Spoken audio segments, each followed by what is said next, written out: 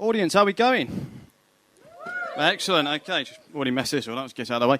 Right, okay, now initially I was going to kick things off with a joke about football, but being as I'm from Birmingham, I've decided it's not really Premier League material. It's amazing how the further up north I go, the better that joke seems to get, but there we go. Anyway, I'm going to start off by talking about the word binge, because, well, basically, it's one of those words that gets used quite frequently nowadays.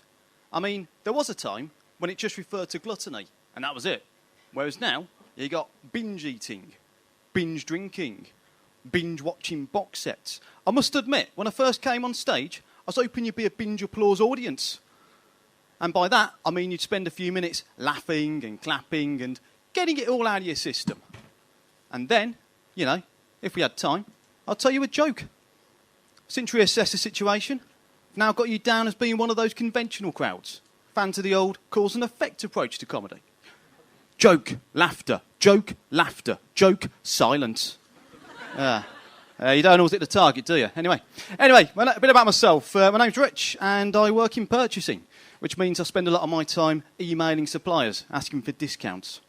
But every now and again, I make a mistake, and the odd typo sneaks in, which means sometimes people get an email from me asking for a disco cunt. Yeah, obviously I don't actually know what a disco cunt is, because suppliers keep saying no, but there we go. Anyway, enough about the day job. Let's talk about trains, eh? Yeah, it's a funny old business, trains, isn't it, eh? Can be quite eventful on the train. I mean, last time I was on one, I lost a glove. Yeah, you're right, it's no laughing matter. Bit of a cheat there, No, joking apart, I was actually on a train going to London recently when a man started to choke on a sweet. So much so, he actually passed out. Naturally, there was a fair bit of commotion, you know, arms waving, people shouting, asking if there was a doctor on board. Now, I've got absolutely no medical training, but I did go over to offer some advice. Because clearly, they've not seen a sign that said, quiet coach. Yeah, I say I've got no medical training, that's not strictly true. I mean, I have seen those NHS adverts on how to spot if someone's having a stroke.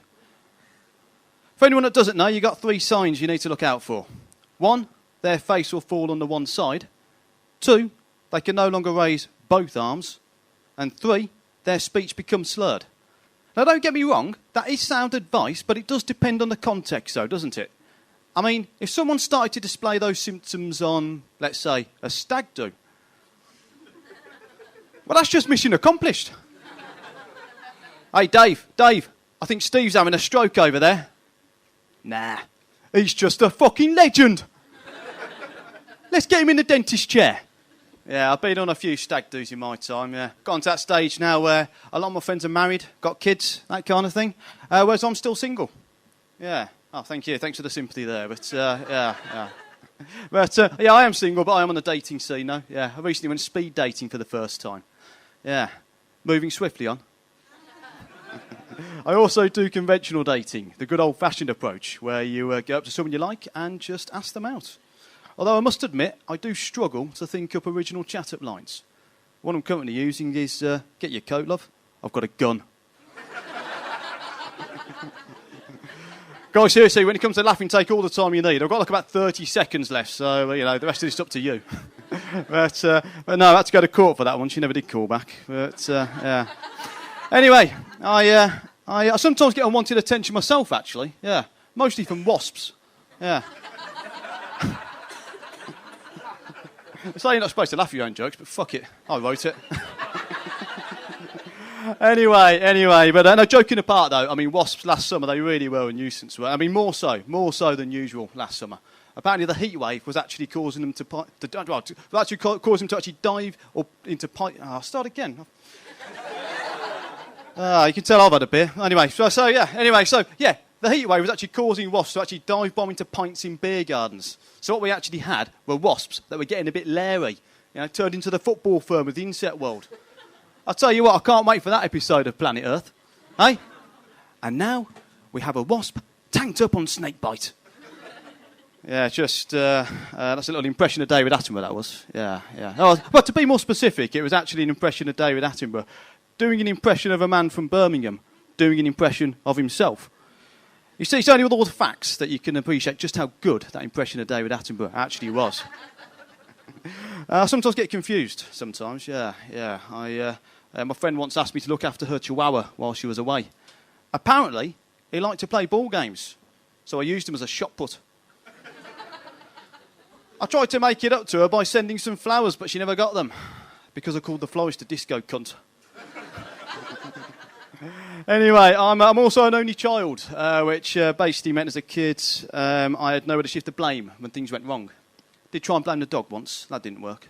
Yeah, I still recollect my dad saying to me, "So, Rich, let's get this straight.